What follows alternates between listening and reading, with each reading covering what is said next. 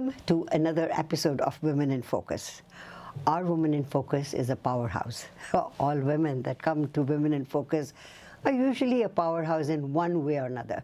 But this one is only 25 years old and has done a lot of work in her life. I think she gets it from her dad, but we'll find out more about it. And her name is Geetanjali. Geetanjali, you're most welcome in our program. How are you doing? Thank you so much for having me. I'm doing amazing. I'm so excited to be here. Grew up watching you, so to be able to do this with you is absolutely insane for me. Double pleasure for me. Number one, I watch you grow up. Number two, when you come here for an interview, you tell me you've been watching me. Yeah. Now, I saw your last event. What a beautiful Ignite gala it was. Let's talk a little bit about that. Yeah, for me, Ignite really came from a place of when I started getting into the industry and seeing the space, I wanted to create something that was a little bit different. And for me too, I think you've been such a lead in women in media, but unfortunately South Asian media isn't necessarily run by women yet. And I would love to see, more and more women take up the space. I know I said it at Ignite and it sometimes gets me in trouble, but I want to break away from the Uncle's Club. Yeah. Like there's room for all of us, there's space for all of us, and Ignite, my mission was really to say, hey, we're a media house. These are all women's stories and we're going to highlight them today, and I don't really care if you like it or not, because this is what we need to do. And so for me, it's so nice to see younger women come up to me and say, hey, how did you do this? Were you comfortable? And my advice always, even after Ignite, is I put together this 500-person event. I scream, cry, threw up for the months beforehand planning, but I also don't always know what I'm doing. So if I can just go for it, you can just go for it, like try. Well, when I was watching the event, participating in it, I thought to myself, I know what goes behind the scenes. Oh, right? if anybody knows, you know. Like, you've done so many. But I saw so much energy. You and Nisha did a very good job of hosting the event, for bringing people together. And I think the person that was so proud was your dad. I hope so. Yeah. I think I got to meet your mom for a very few minutes, but that was it. But I know that he was beaming from ear to ear, so. that his daughter has done an amazing event. Let's talk about family. Yeah. How many of you in the family? So it's me, my dad, mom, and then it is my younger brother, Rahul. So Rahul actually plays hockey.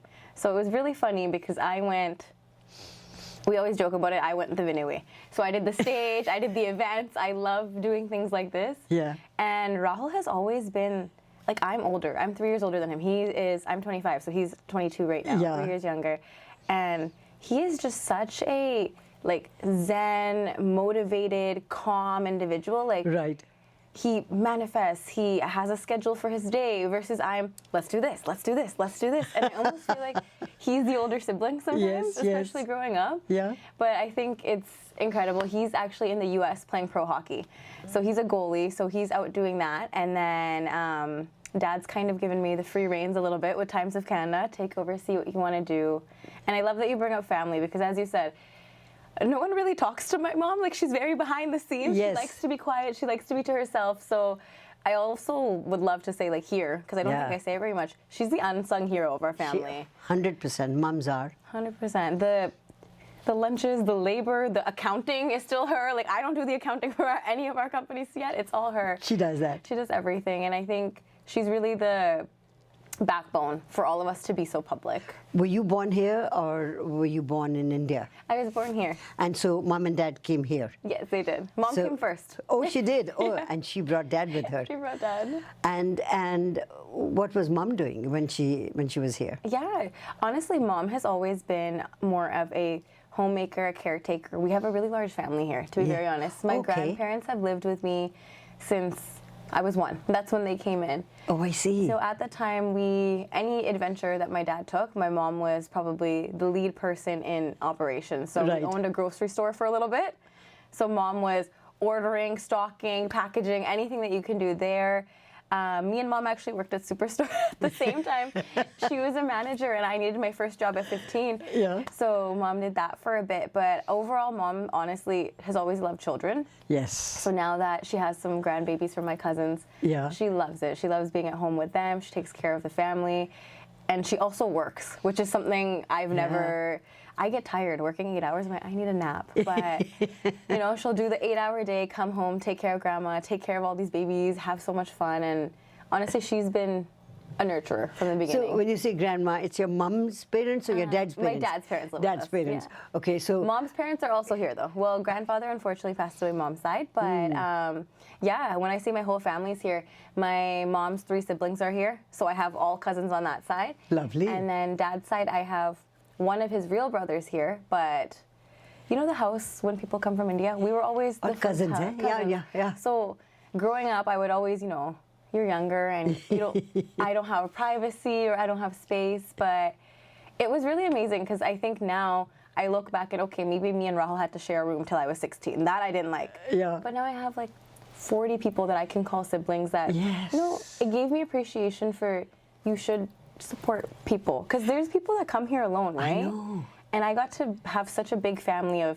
you know, people from our pin, family friends, Yes. and people that feel like my brothers and sisters now. Yeah. So And dad has been very vocal and hardworking within the community, especially the religious community, the Hindu community as well. And he's been, I think, the secretary of this one temple forever. Oh, forever. I think ever since I've been 5 or 6, he has been the secretary of Lakshmi Narayan Mandir. But I grew up in that mandir, honestly, because of that. Yes. And so I think I used to, when you're younger, especially when you're born here, Yes. I think you really get a little bit into, am I, you know, mainstream enough? Am I Caucasian enough? Do I know enough white music? Do I know? And so when I was younger, I think I definitely fought it a little bit. When I get older, I have so much appreciation for, you know, all the love that you have at the mandir. Even now, I joke to my mom, I used to want to party on New Year's Eve. Yeah. Mom, I'm not coming to the mandir with you. And she was like, no. No, have to Midnight, midnight, I had to be at the mandir. She go anywhere before, go anywhere after, but midnight you start with your family. Yeah. And then, you know, I hit 20, I hit 21, and she's like, you know what? Your life, like, do what you want. Do whatever you want to do. And you go and it's not what you think it is. So now I have so much of appreciation for, you know, everyone's ringing in the new year. There's so much love, there's so much energy, and especially for me, the Hindu religion's really spiritual. Like, very. We're dancing, we're singing, and it's just the energy in the mandir, like, you can't find very it anywhere inclusive. else. Definitely. I'm going to talk to you about, you know, how you got into Dad's business. Yeah. But let's take a short break and come back. Sounds good. Geetanjali Sharma is our Woman in Focus today. Don't go away. We'll be right back. Welcome back to Women in Focus. Geetanjali Sharma is our Woman in Focus today. So Geetanjali, we're talking about mom and dad, and a lot of hard work goes into bringing up children here. So you saw your dad working so hard. You know, I mean, a magazine prior to that, he used to do a lot of different projects around his relationship with people is just amazing.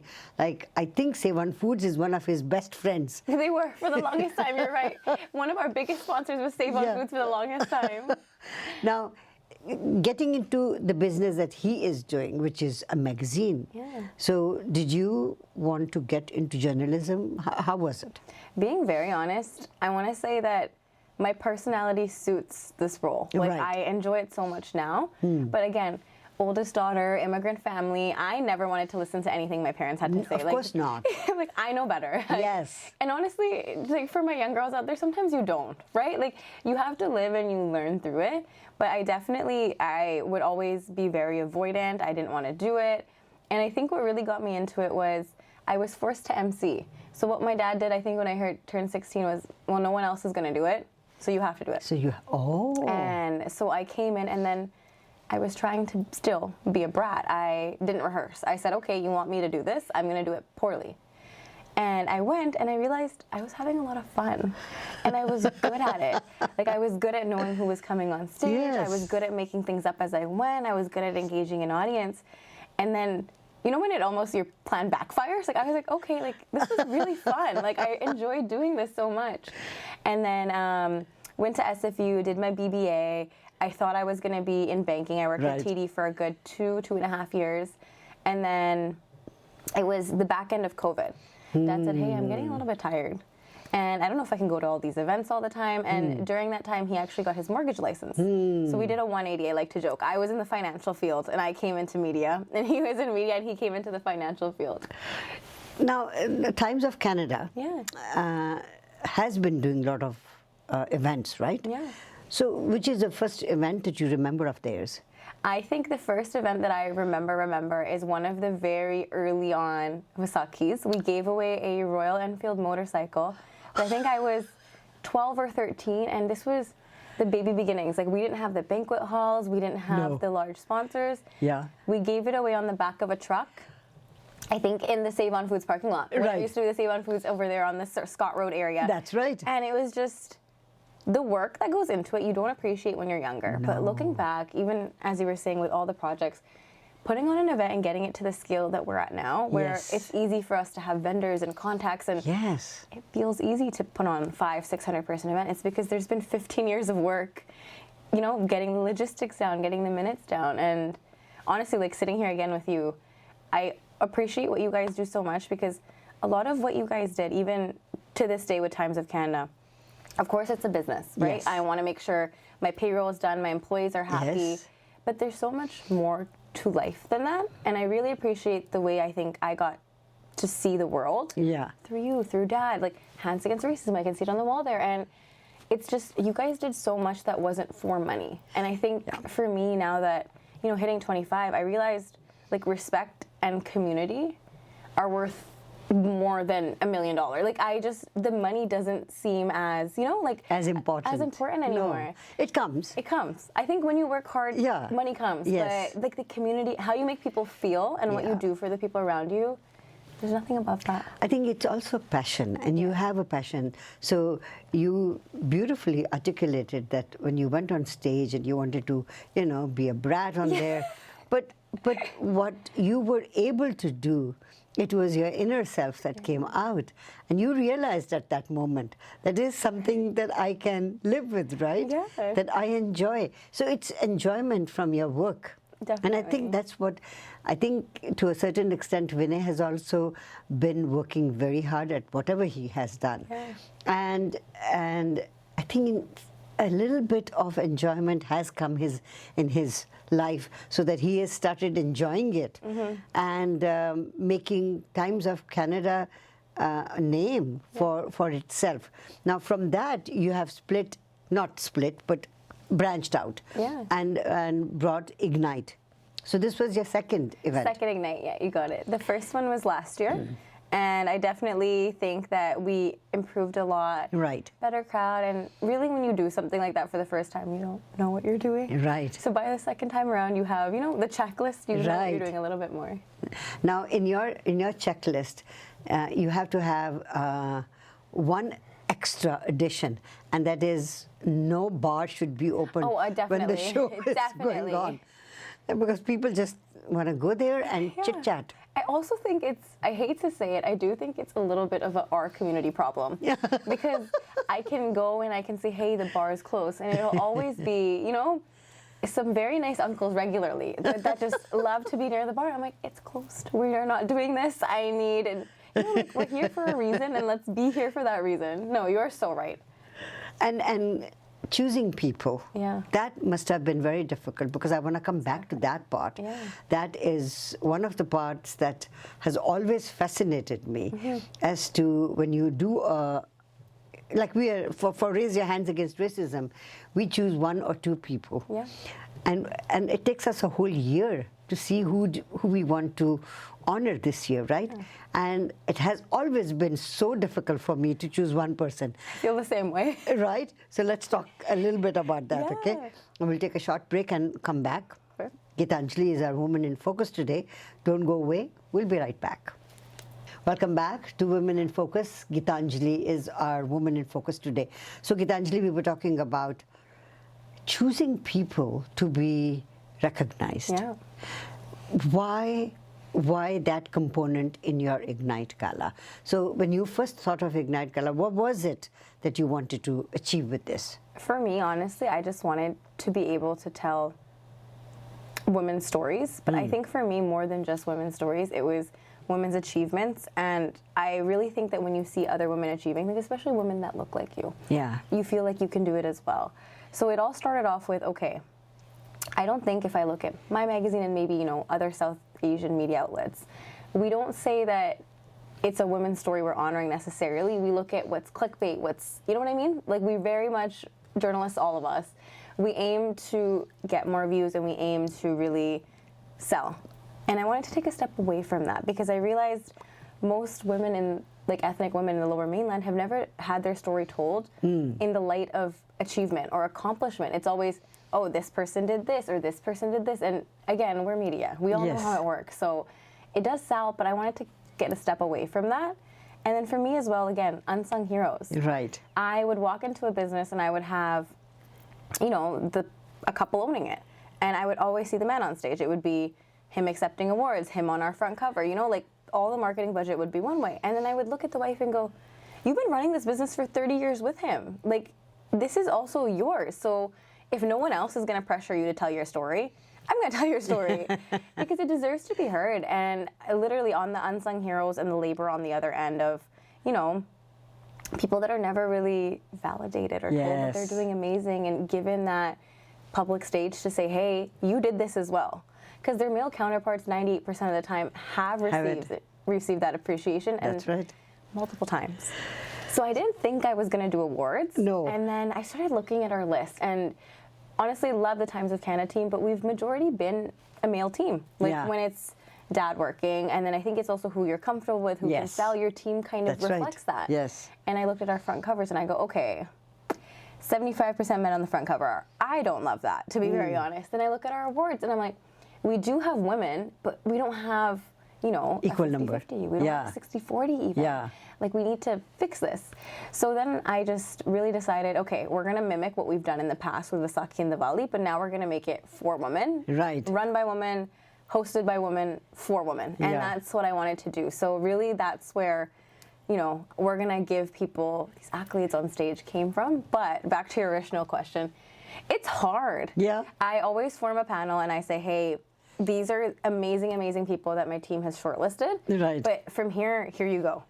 And I want you guys to decide. And we normally aim to do a mix between female business owners, some of our sponsors, and then mix in maybe someone from the education side as well. Like we've had professors from Western Community College come in, especially business professors, because a lot of our categories are business adjacent. Right. And I say, hey, I think you guys are a room of people that have more experience than me. Here you go.